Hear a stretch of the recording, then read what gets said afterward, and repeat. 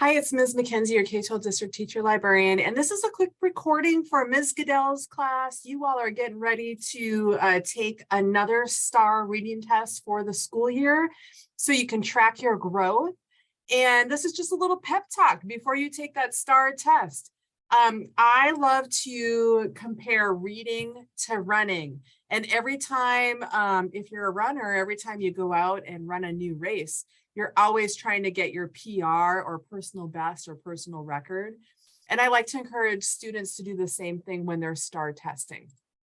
Okay, so like I said, go for a personal record. Reading is like running. Every time you take your test, you should be aiming to beat your previous score. So Ms. Goodell should be showing you all what your previous score is, so that lives in your mind, so that as you're taking the test today, you do better.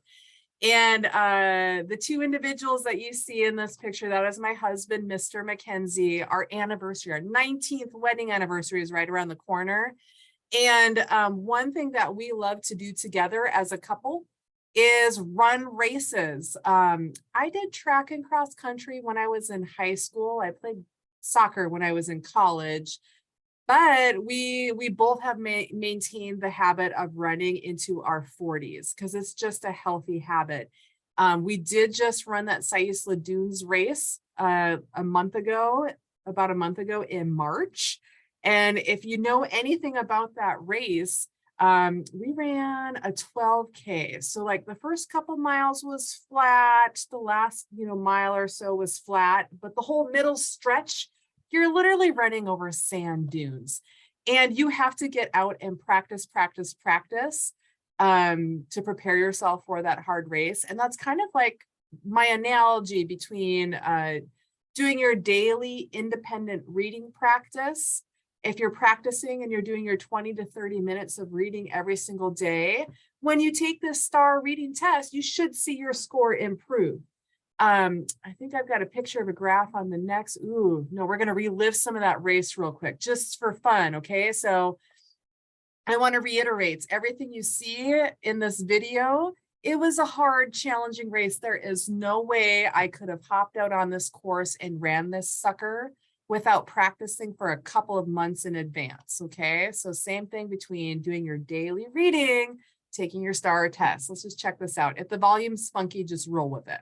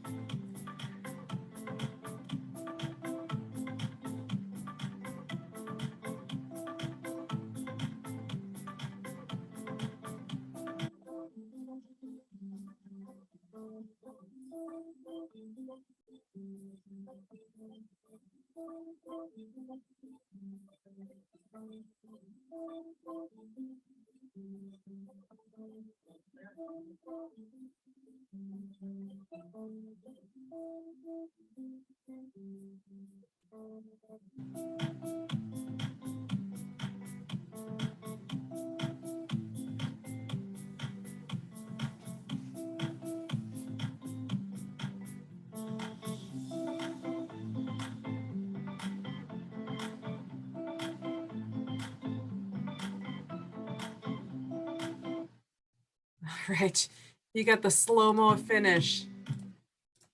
Okay, so again, reading is like running. You have to do your daily practice, your 20 to 30 minutes of independent reading every single day. And that's a number, like English teachers don't make that number up. 20 to 30 minutes is a number backed by research and science. If you're reading at or above your grade level, 20 to 30 minutes every single day, you're going to see your scores improve. This is a graphic from a test from my previous school district. So this was an SRI, we take a STAR test, they're similar. And we can graph progress as well for folks in SciUSLA. But check out this student, like at the very beginning of the year, they had an 1127 Lexile. We use Lexiles instead of reading levels. They had a slight little dip the second time they took the test because they didn't try very hard, the student told me. And then next time they took it, look, they got a better score, 1144. And then at the very end of the year, after doing lots of regular daily reading practice, look at that, a 1270 or 1278. Okay, so this student blew their initial score out of the water, and you're not trying to beat anybody else in class but yourself. You are trying to do better on your own reading test. Because research also says that your reading score is a predictor of so many things in life. Oftentimes, I always tell administrators, make me change my mind. A student's reading score is the single most important data point in your entire academic career, okay? Your reading score will determine how successful you're going to be in science class. Your reading score can determine how successful you're going to be in math class. Your reading score can determine how happy you're going to be in life and how successful you're going to be upon graduation. All right, so readers are leaders. There's a lot of weight and worth tied to that reading score. And we just want to see every single individual student PRing. We want to see you do your best every single time you take that test. This graphic right here, I know that when you're done with your STAR test, Ms. Goodell is going to ask you to check out a fresh book if you need one. One of my all-time favorite English teachers, Nancy Atwell, she identified 3 categories of books, and I love this. And she said, good readers read from all 3 categories. So a vacation book is something that's just like light, pleasurable, it's an easy, fun read. A just right book is usually a book that's at your current reading level, maybe slightly above, but it should be comfortable, it should still be pleasurable. And then a challenge read is a text that's maybe a little bit above your current reading level, or maybe it's a text where you just have to grapple with the ideas. Oftentimes the texts that we read in English class are challenge texts because we're reading the text and then we're like annotating and analyzing and writing in the margins. So these are 3 examples of my Vacation, Just Right, and Challenge book. I am a child of the 80s. So when I moved here to SciUSLA, I was cleaning out my attic and I found my old GEM magazine from when I was like really little. It even had the secret decoder inside. I read that thing from cover to cover. It was a total vacation read. It was super pleasurable and memorable. A Just Right book for me. This is one of my all-time favorite authors, Louise Erdrich. She's been recognized by the Library of Congress as one of the our nation's like most famous Native American authors. So this would be a Just Right book for me. And then for me, for a challenge, I'm working on a doctorate right now. So every single night I have to read scholarly peer-reviewed research articles that are usually about 30 pages in length. They're super dense. I have to look up words like every other page. And I have to grapple with the text, and I'm taking notes in the margin. That's a challenge read for me, okay? But good readers read from all of the categories, right? We read pleasurable things, and then we also challenge ourselves every once in a while. So if you want to see your reading score improve, again, you've got to be putting in your 20 to 30 minutes of reading practice every day.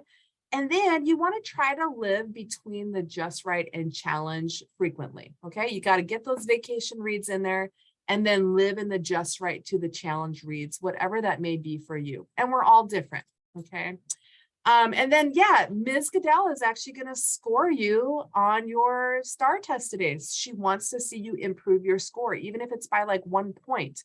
And when you're done with that STAR test, you're in the library. So look around at all the beautiful genres and maybe challenge yourself by reading a genre you haven't read before. Okay, that's another way to challenge yourself, is that you're just ensuring that your brain is flexible, and just trying a different genre can be a way to challenge yourself. And we have all the beautiful genres in the library.